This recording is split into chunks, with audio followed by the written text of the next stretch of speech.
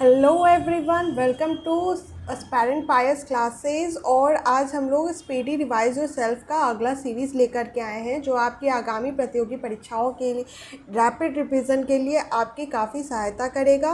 तो बिना वक्त गंवाए हम पहले सवाल को सॉल्व करते हैं, रिवीजन करते हैं। पहला सवाल है कि स्वेज नहर का राष्ट्रीयकरण किसने किया था? तो ये किया था कर्नल नासिर ने। दोस्तों, किसने किया था? कर्नल नासिर ने। दिलवाड़ा का मंदिर संबंध किस धर्म से है? दिलवाड़ा का जो मंदिर है वो किस धर्म से संबंधित है, ये सवाल पूछा गया है। तो यह जैन धर्म से संबंधित है। भारत का कौन एक नदी जो भ्रंश घाटी से होकर गुजरता है? दोस्तों, तो ये आपको पता है, नर्मदा नदी। Most important, very important question है, ये आते ही आते हैं, तो ध्यान रखें इसको। भ्रंश घाटी से नर्मदा बहती है। भारत का राष्ट्रीय गीत क्या है? तो भारत का राष्ट्रीय गीत आपको पता है, वंदे मातरम है।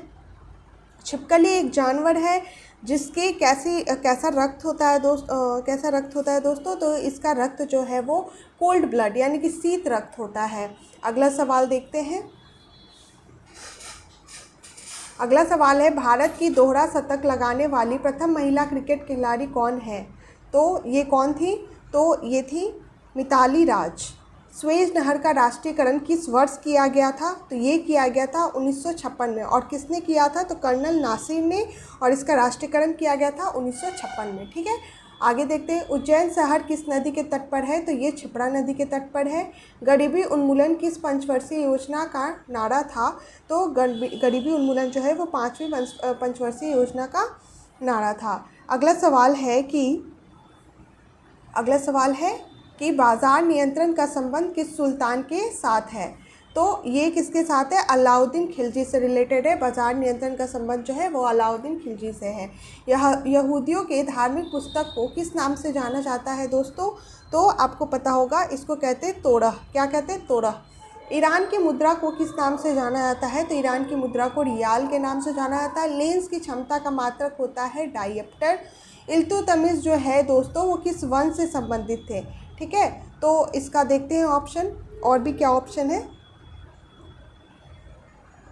तो ये जो है वो गुलाम वंश से संबंधित थे। किससे संबंधित है? गुलाम वंश से। लोकसभा में राष्ट्रपति के द्वारा कितने आंग्ल भारतीय एंग्लो इंडियन को मनोनीत किया जाता है? तो 2। अगला सवाल है कि जैन अवस्था किस धर्म की धार्मिक पुस्तक है? तो ये पारसी की। जैन अवस्था किस धर्म की धार्मिक पुस्तक है? तो वो पारसी की है। प्रतिरोध का एसआई मात्रक क्या है? तो प्रतिरोध का एसआई मात्रक ओम है। रमन मैग्सेसे पुरस्कार किस देश के द्वारा प्रदान किया जाता है? तो ये दिया जाता है फिलीपींस के द्वारा। अगला सवाल है, 7 पर्वतों का नगर किसे कहा जाता है? तो ये कहा जाता है रोम को। 7 पर्वतों का देश किसे कहा जाता है? तो रोम को कहा जाता है। अगला सवाल है कि दूध से मक्खन निकालने पर उसका घनत्व पर क्या प्रभाव पड़ता है? तो इसका घनत्व जो है दोस्तों बढ़ जाता है। इसको आप ऐसे याद करो ना कि जब दूध के ऊपर जब मलाई बैठ जाती है तो क्या आप देखते हो वो खिंचा खिंचा रहता है, तो कैसा आपको लगता है? सूखा जैसा। तो हमें क्या लग रहा है कि घनत्व उसमें कम हो गया। और जैसे आप उस छाली उस मलाई को जब निकाल लेते हैं तो क्या होता है कि वो पूरा फैल जाता है। जो संकुचित रहता है वो फैल जाता है, जिसके कारण से वो देख के ही लगता है कि उसका घनत्व क्या हो गया? बढ़ गया है। मैं ये एक याद करने की ट्रिक बता रही हूँ कि आप ऐसे इस चीज़ को ध्यान में रख सकते हैं। अगला सवाल है, इंडिया विंस फ्रीडम के लेखक कौन है? तो ये है अबुल कलाम आज़ाद। कैंडला किस भौतिक राशि का एसआई मात्रक है? तो ये है ज्योति तीव्रता। खजुराहो का मंदिर किस राज्य में स्थित है? तो ये है मध्य प्रदेश में। वेग का एसआई मात्रक है तो वो है मीटर प्रति सेकंड। वेग का एसआई मात्रक क्या है दोस्तों? तो मीटर प्रति सेकंड है। अगला सवाल है कि भारत सेवक समाज की स्थापना किसने की थी? तो ये की थी जीके गोखले, गोपाल कृष्ण गोखले ने की थी भारत सेवक समाज की स्थापना। इलेक्ट्रॉनिक नगर के नाम से किस नगर को जाना जाता है? तो आपको पता होगा कि इलेक्ट्रॉनिक नगर जो है वो इलेक्ट्रॉनिक सिटी कौन है? बेंगलोर है।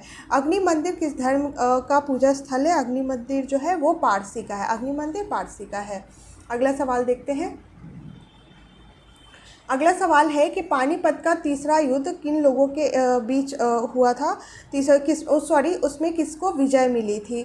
तो उसमें पानीपत का जो तीसरा युद्ध है उसमें अहमद शाह अब्दाली को मिली थी।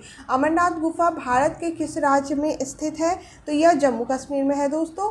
विश्व सुंदरी बनने वाली प्रथम भारतीय महिला कौन थी। विश्व सुंदर विश्व सुंदरी जो है मिस यूनिवर्स जो है पहली महिला कौन थी दोस्तों। तो ये थी रीता फारिया। ठीक है, फिर आते हैं साधारण नमक का रासायनिक नाम क्या है। तो साधारण नमक का सोडियम क्लोराइड है। ठीक है, अगला सवाल देखते हैं। प्रथम पंचवर्षीय योजना में किस पर बल दिया गया था। तो प्रथम पंचवर्षीय योजना में कृषि पर बल दिया गया था। ताप का एसआई मात्रक क्या है। तो ताप का एसआई मात्रक दोस्तों केल्विन होता है।